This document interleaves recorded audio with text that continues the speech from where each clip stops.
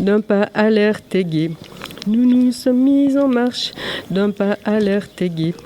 Nous nous sommes mis en marche, Julia, Irène, Bastienne, Valérie et les autres, au pied de mon arbre, qu'il fait bon, fait bon, fait bon, au pied de mon arbre, qu'il fait bon partager.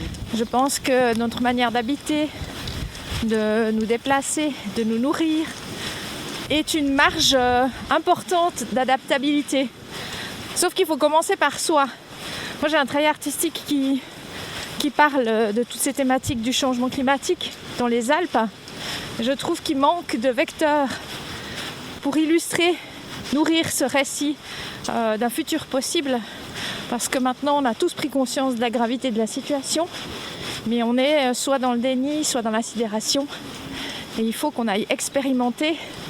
Donc je suis adepte de cette notion d'émulsion de laboratoire, de ZAD quelque part. Mais je pense qu'on peut tous générer ce chantier dans notre quotidien. Donc pour moi, on en est au 3e jour là aujourd'hui, de marcher au rythme du pas, de traverser nos villes, nos villages, nos possessions. Ça permet de prendre conscience et d'incarner par le corps, par le manger, par le dormir, cette attitude de disponibilité au changement, sans être donneur de leçons. Je pense que de se soumettre soi-même à ce changement, c'est peut-être la chose la plus simple qu'on puisse, et à notre portée, qu'on puisse faire actuellement. Mais on peut déjà se questionner sur la locomotion en fait, parce que bouger, c'est quelque chose qui nous habite tous. Après, on a été habitués au confort et à la vitesse. Donc j'ai l'impression, pourtant moi j'ai été élevée avec mon grand-oncle et ma grand-tante qui avaient déjà cette valeur de la marche, mais qu'on a une génération où on a un peu perdu les codes, les modes de faire. Pour faire autrement, on a été habitué à ce confort et les normes. Et je crois que cette manière de consommer, d'être, elle nécessite un nouveau mode d'emploi. Donc marcher, c'est vrai que c'est la chose la plus simple, mais c'est celle qu'on a aussi perdue. Mais vous marchez dans votre quotidien, étant donné que vous avez cette démarche aussi au niveau des montagnes suisses, etc. Oui. Bon, déjà, je me déplace plus qu'à vélo. J'ai donné ma voiture il y a 2 ans, après 30 ans de permis, pour me déplacer avec le transport en commun. Et oui, je marche beaucoup puisque je fais de la photo de glaciers. Alors, j'ai une usure des rotules, donc j'essaye aussi d'expérimenter la créativité sans forcément avoir des exploits. Je pense qu'il y a une chose aussi qu'on doit redécouvrir, c'est la contemplation, l'émerveillement, l'observation sans jugement. Et personnellement, c'est ce que je viens chercher. Et c'est ce que je cherche dans mon quotidien. Ouais, c'est les leçons qui sont dans l'environnement en fait. Et puis ce calme intérieur, cette sérénité qu'il nous faut face à la panique ou cette fièvre de consommation qui nous habite. Ou même les réseaux sociaux en fait. On a cette espèce de spirale qu'il faut arriver à calmer. Moi j'ai besoin de ça aujourd'hui. Vous êtes photographe donc de métier. Oui, je suis éco-artiste et photographe, oui. C'est comment votre nom ? Laurence Piaget-Dubuis. Et quand vous parlez de votre génération, c'est quelle génération ? Moi j'ai 51 ans. Et cette prise de conscience, elle s'est passée comment ? Enfin, à quel moment ? Bon, comment ? Alors, moi j'ai toujours été dans la nature. J'ai fait les scouts, j'ai énormément marché avec mon grand-oncle et ma grand-tante, comme je l'ai dit précédemment. Mais la prise de conscience, le déclic, ça s'est passé devant le glacier du Rhône en 2014. Je me suis retrouvée devant le glacier du Rhône et puis là j'ai vraiment été prise d'une exaltation en me disant que j'avais trouvé le sens de ma vie parce qu'en fait j'ai réussi à entendre ce que me disait le glacier. Puis ça s'est couplé avec tout ce que je recherchais dans ma vie, c'était de parler de ce qui ne se voit pas. Puis le glacier du Rhône il est bâché. Et moi je viens du dessin à la base, j'ai fait du dessin de nature morte quand j'étais adolescente. Et donc l'emballage a une grande portée dans l'histoire. Cette notion d'emballer pour couvrir l'emballage qui dévoile plus qu'il ne le voile.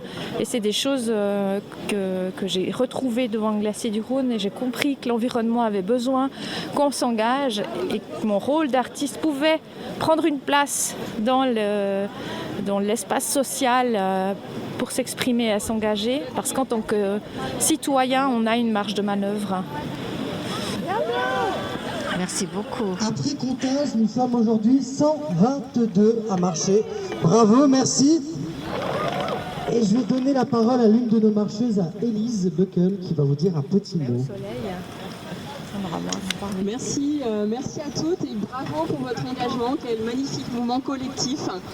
Et donc on est vraiment, comme tu le disais Irène, un mouvement, une même famille finalement. J'ai l'impression aujourd'hui d'être avec vous toutes comme des sœurs, les sœurs d'une même famille unie pour le climat. Et c'est vraiment très enthousiasmant, ça nous donne beaucoup de courage. Finalement, nous sommes toutes et tous nés sur la même planète, cette belle planète Terre. Et ça donne beaucoup d'espoir pour l'avenir des générations futures aussi, de voir des jeunes, des amis de ma fille, de mon fils qui vont quasiment dans les mêmes écoles. Ce qui est beau aussi, je trouve, vraiment bravo Irène et toutes les autres, c'est que ce mouvement nous réunit au-delà des clivages politiques, au-delà des frontières entre communes, entre cantons et aussi au-delà des frontières entre pays. Je vais laisser passer la voiture. C'est un autre siècle, hein, voilà, l'avenir c'est nous, les marcheuses. Et je voulais vous donner un mot de soutien au nom d'un réseau international qui s'appelle She Changes Climate. Il y a quelques membres ici, notamment Bénédicte, Claire. On a cofondé ce mouvement juste avant la COP26 avec Antoinette Vermillet et Bianca Pitt.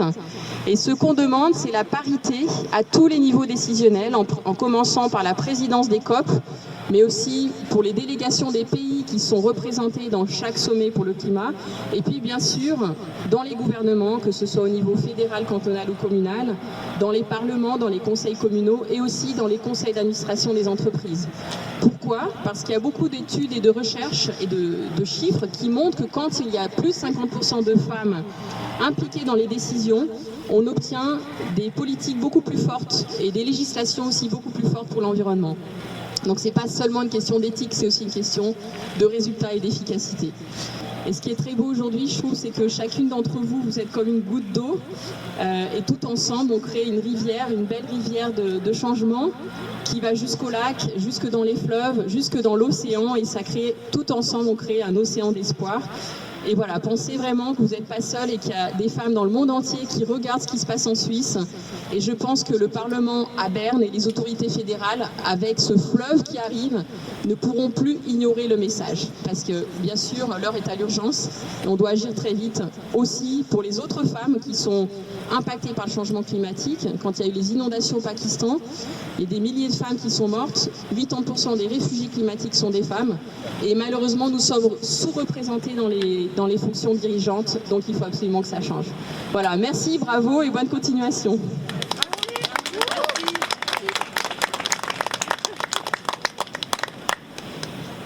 Et ben bonne marche, à tout à l'heure.